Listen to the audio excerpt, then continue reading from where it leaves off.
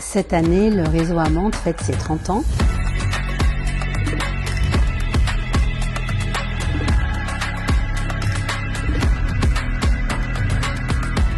Grâce aux soirées de gala. Il faut les applaudir. On a une table de malades qui est au fond. 48 054. Grâce au foot concert. C'est peut-être le but de la victoire. Et but! Et grâce du coup à la solidarité de tout le monde.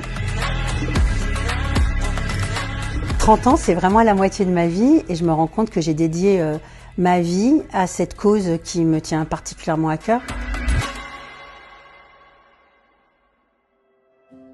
Tout ça, ça a commencé quand mon premier frère est tombé malade, et après le deuxième, et moi je me suis dit de mon statut de personne à risque, qu'est-ce que je peux en faire? On ne peut pas changer la fin de tout ça, mais il y a plein d'actions à mettre en place pour leur rendre leur vie plus douce et, j'ose le dire, aussi plus belle.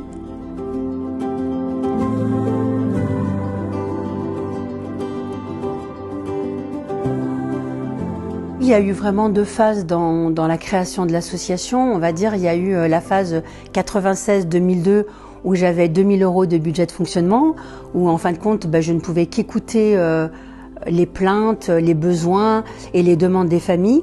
L'association tenait dans ma salle à manger.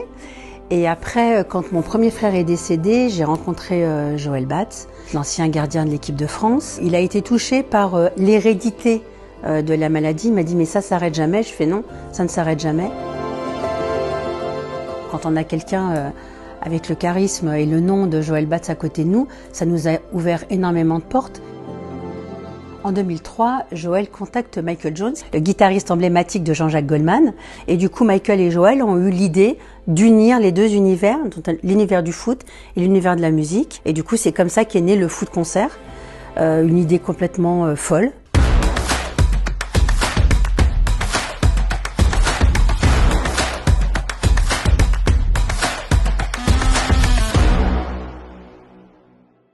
Dans l'ensemble, la recherche n'a pas du tout évolué, la maladie est toujours incurable, mais on aide les familles de multitude de manières.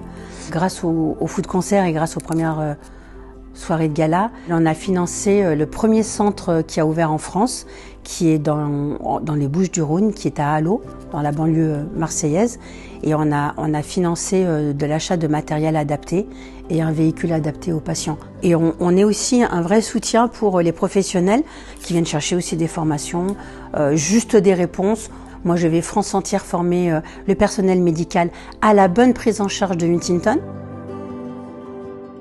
On est devenu une grande famille, une famille de malades, mais aussi une famille de grands noms, avec Amel Bent, avec Icar, avec MC Solar, avec Julie Zenati, comme avec des grands sportifs aussi. Et du coup, quand un footballeur offre un maillot, ou quand on emmène un jeune ou même un adulte au centre d'entraînement, par exemple de l'Olympique Lyonnais, ou quand on a un malade qui rencontre M. Pokora ou qui rencontre Amel ou d'autres artistes, il faut vraiment se rendre compte pour le malade ce que c'est.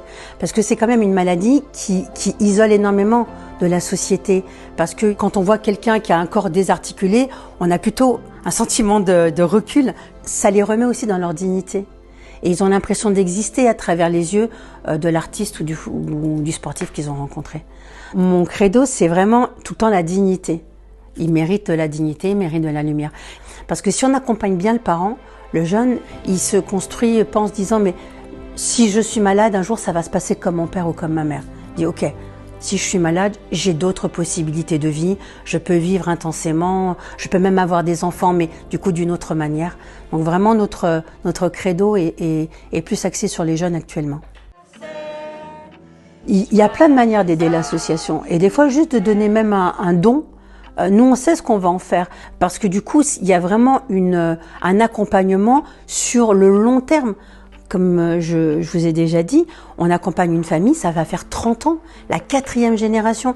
Donc c'est un accompagnement de long terme. Et pour ça, on a forcément besoin d'argent, parce que de toute façon, l'argent c'est le nerf de la guerre.